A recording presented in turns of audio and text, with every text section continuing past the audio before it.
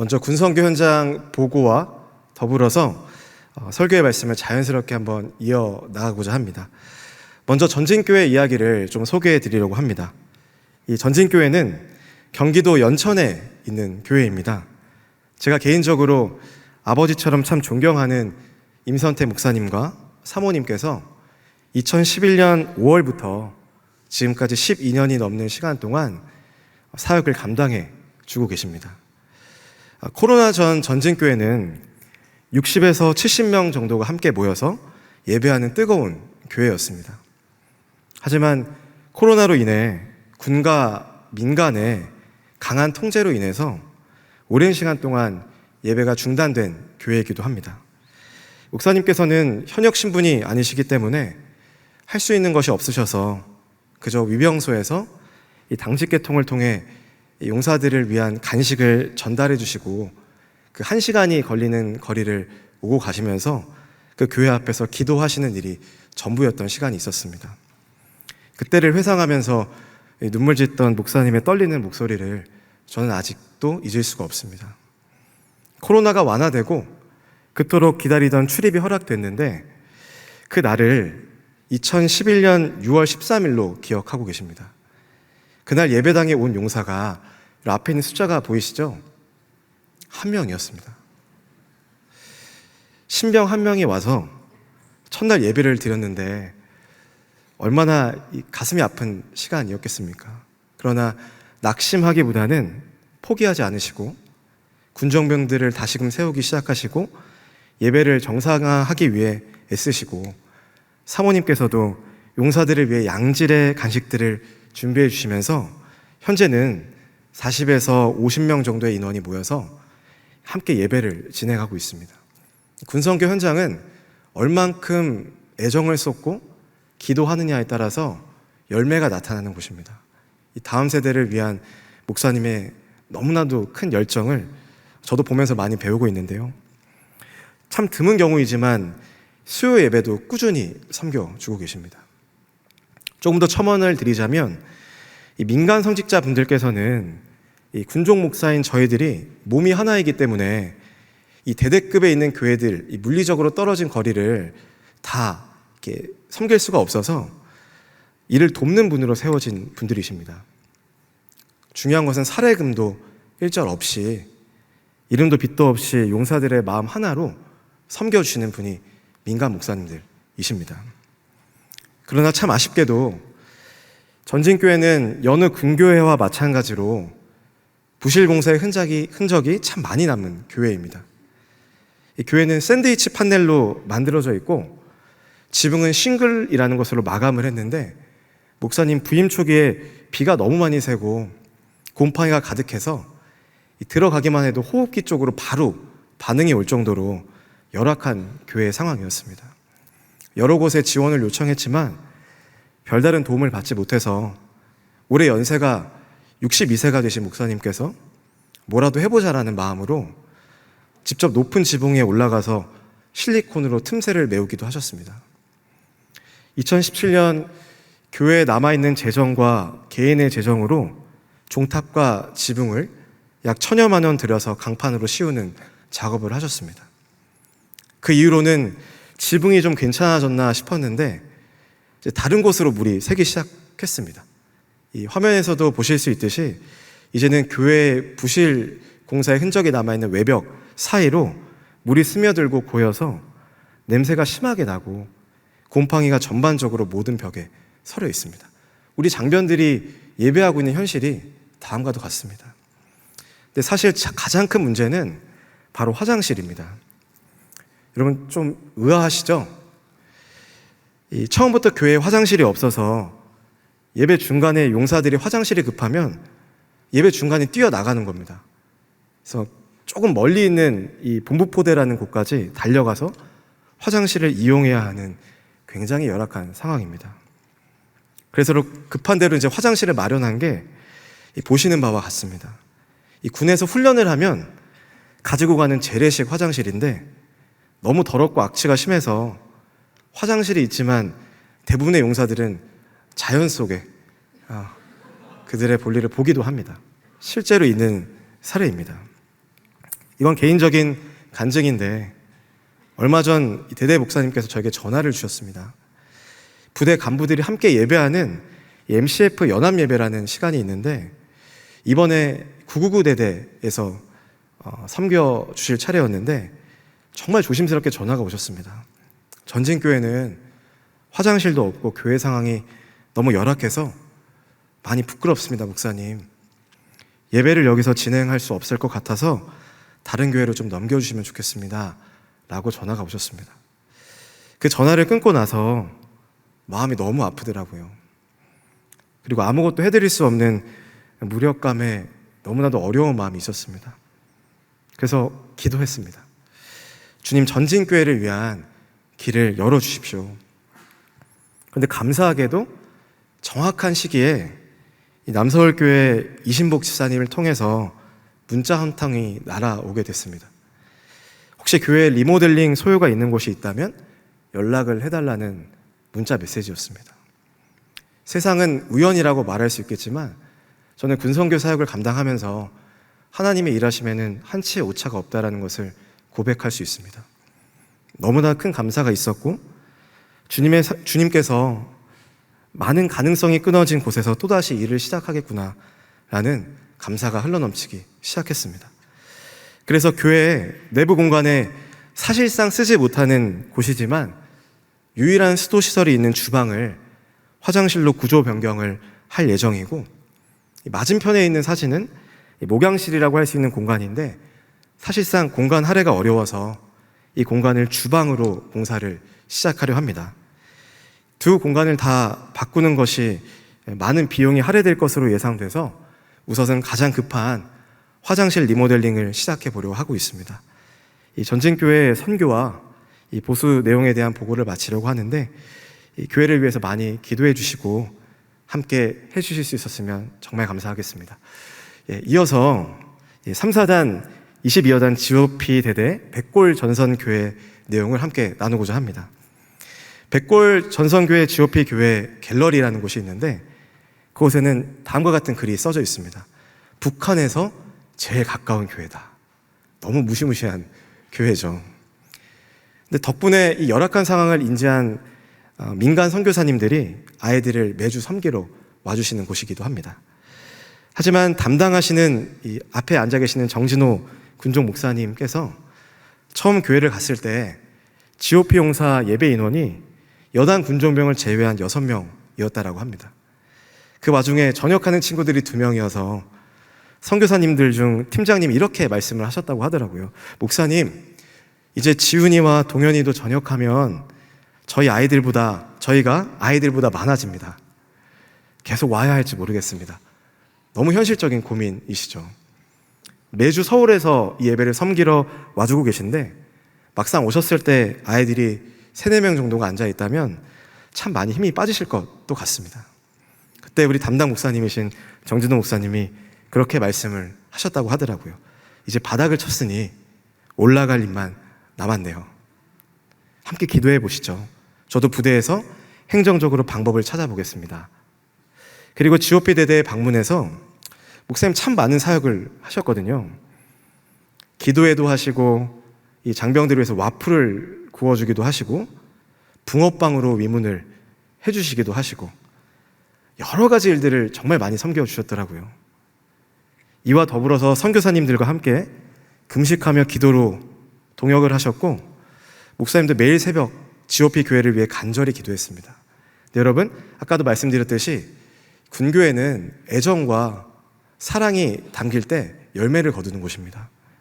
소식이 끊어졌던 수색중대에서도 예배를 회복하고자 나오는 인원들이 생기게 됐고 중대별로 군종병들이 모두 선정되는 아주 놀라운 사건이 벌어지게 되었습니다. 예배에 참여하는 친구들이 점점 늘어나니까 선교사님들도 신이 나셔서 아이들을 위한 삼겹살 파티도 해주시고 이 철원이라는 곳에서 구하기 힘든 맛있는 피자를 사서 오시고 매주 예배가 아주 행복하게 진행이 되고 있습니다. 또 GOP 간부들도 나오기 시작하면서 당장 저번 주인 2023년 10월 1일에는 31명의 용사들과 간부들과 군선교사님들이 예배를 드리는 놀라운 일이 벌어졌습니다. 할렐루야. 이렇게 백골전성교회는 날마다 새로워지고 있는 교회고 매주 교회를 나가보지 않은 새 친구들이 등록하고 성장하는 아주 귀중한 교회입니다. 그러나 여러분, 교회의 현실은 너무나도 심한 누수와 노후화가 일어나고 있는 상황입니다. 사진을 보시면 굳이 설명이 필요 없죠. 페인트가 외벽에 다 벗겨지고 폐건물 같은 위용을 뽐내고 있습니다. 부대 인력 동원 공사 또 위임 보수비에 대한 건의를 드렸지만 이 교회 건물로만 쓰이는 곳에 우선순위가 잡히지 않아서 그 시간대는 자꾸만 미뤄지고 있습니다. 평생 교회를 처음 와보는 용사들이 있는데 용사들이 처음 교회를 와서 느끼는 감정이 와, 교회는 폐건물이구나. 이런 것이 아니라 밝고 깨끗한 곳이 될 수 있기를 소망합니다. 다음은 화장실 사진인데요. 보시면 타일 안에 또 다른 타일이 들어가 있는 것을 보실 수 있습니다. 기존 날림 공사로 타일이 부서져 내리고 있는 상황이고 용사들이 화장실을 이용할 때 다칠 수도 있어서 날카로운 부분을 제거하고 타일 쪽으로 손을 대거나 만지는 행동을 금한 상황입니다. 또 다음 사진입니다. 화장실 내벽이 흉하게 벗겨져 있습니다. 원인은 누수 혹은 습기로 추정하고 있는데 업체에서는 벽지가 아니라 페인트 칠로 마감을 하게 되면 문제가 잡힐 것 같다라고 말씀을 해주신 상황입니다. 마지막으로 옥상의 상황입니다. 물이 고여서 흘려져 내려갈 곳이 없습니다. 고인 물들이 나중엔 벽을 타고 가서 이 건물 외벽과 내벽의 노후화를 앞당기고 있는 상황입니다. 옥상에 대해서는 아직 확실한 방문 견적을 낸 상황은 아니지만 우리 목사님도 너무 귀하신 분이라 당장 급한 문제인 외벽과 내벽 타일을 먼저 요청드리는 바이고 추가로 혹 가능한 경우라면 옥상 방수를 손볼 수 있기 위해서 기도하고 있는 상황입니다. 백골 전선교회의 선교 보고를 마치도록 하겠습니다. 늘 군선교를 위해 기도해 주시고 많은 후원을 부탁드리겠습니다. 사랑하는 여러분, 요즘은 가성비를 많이 따지는 시대입니다. 여러분 혹시 당근마켓이라고 혹시 서울에서도 이용을 하시나요?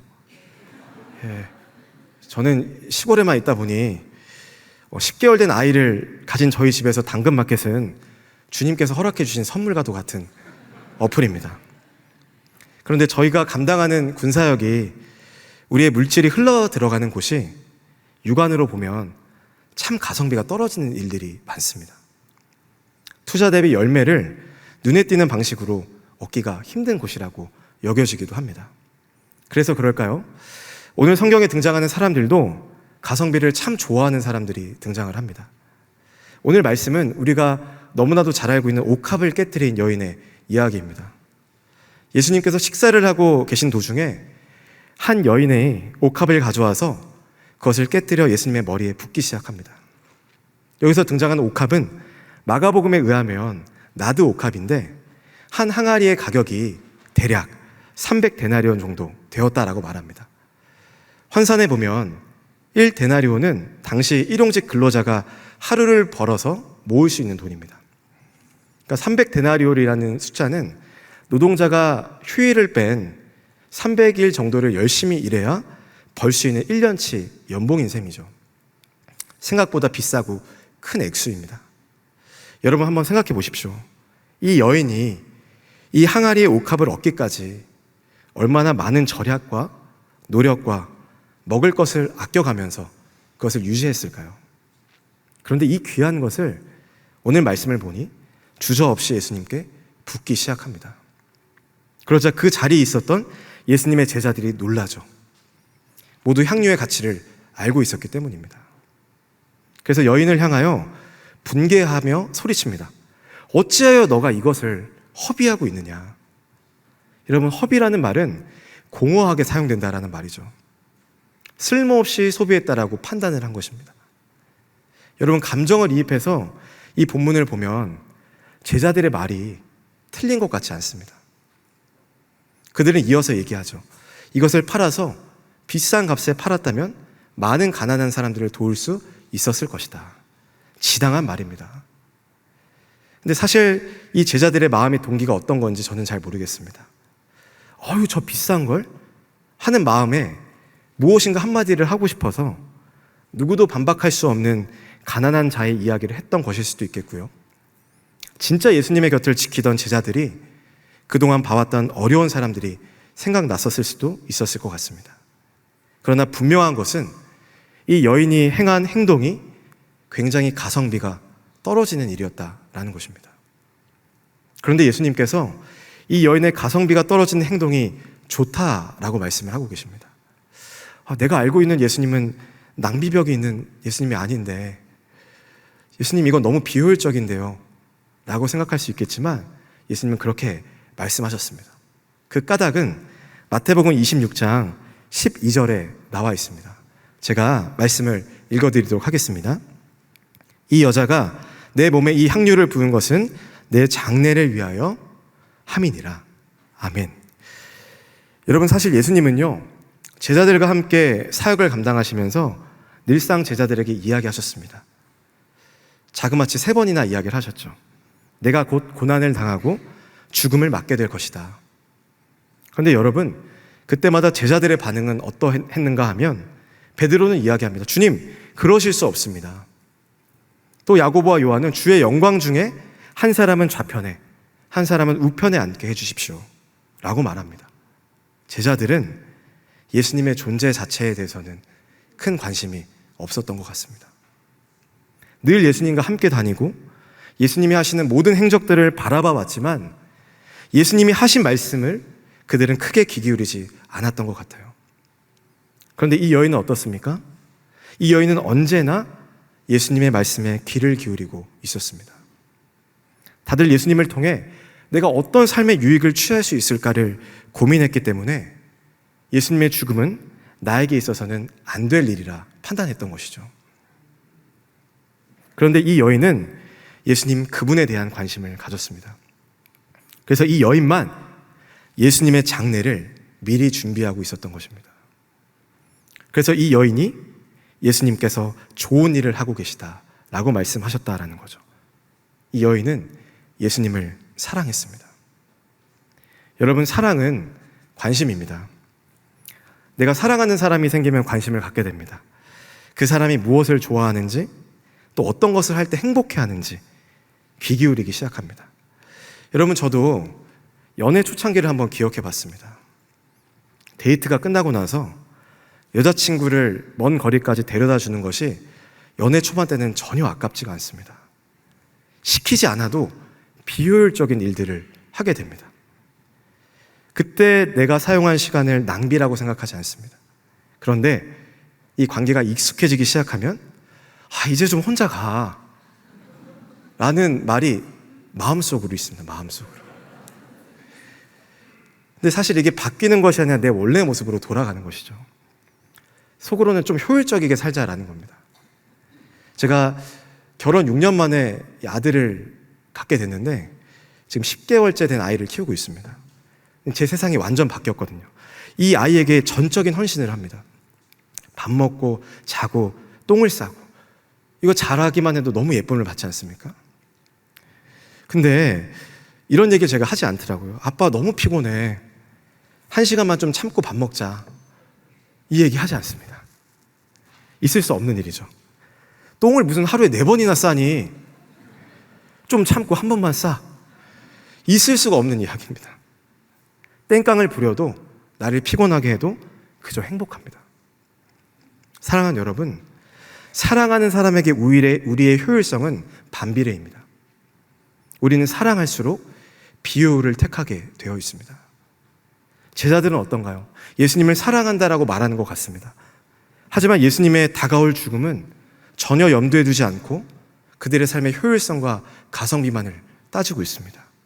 그러나 이 여인은 어떻습니까? 자신의 평생을 모아왔을 이 향유를 주님 앞에 아낌없이 붓고 있습니다. 쉽게 부었을까요? 아니요. 이 여자도 사람인걸요. 고민하지 않았을까요? 내가 너무 오버하고 있는 것은 아닐까. 근데 이 말씀에서 집중해야 할 것은 부어버린 향유 자체에 있는 것이 아닙니다. 제자들과 여인의 관심이 어디에 있느냐입니다.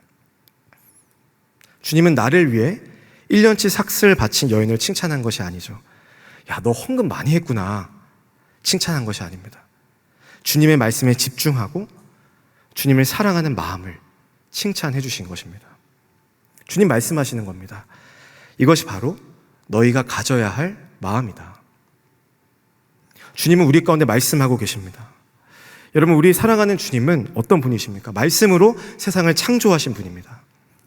그리고 그분은 말씀 한마디로 인류를 구원할 수 있는 능력을 가지신 분일 줄로 믿습니다. 그러나 가장 효율적으로 사람을 구원하실 수 있는 분이지만, 그러나 예수님께서 택하셨던 방법은 우리와 같은 연약한 모습으로 세상 가운데 오셔서 온 인류의 죄를 짊어지고 십자가의 죽음을 선택하는 일이었습니다. 세상에 이것보다 비효율적인 일이 어디 있겠습니까? 세상에 이것보다 가성비가 떨어지는 사건이 어디 있겠습니까? 그 비효율적이고 가성비가 떨어지는 일을 선택하신 이유는 다른 것이 아닙니다. 바로 우리를 너무너무 사랑하시기 때문입니다. 오늘 합리와 효율이 지배하는 시대 속에 사는 우리 삶에 그것을 넘어서는 사랑의 가치가 입혀지길 기도합니다.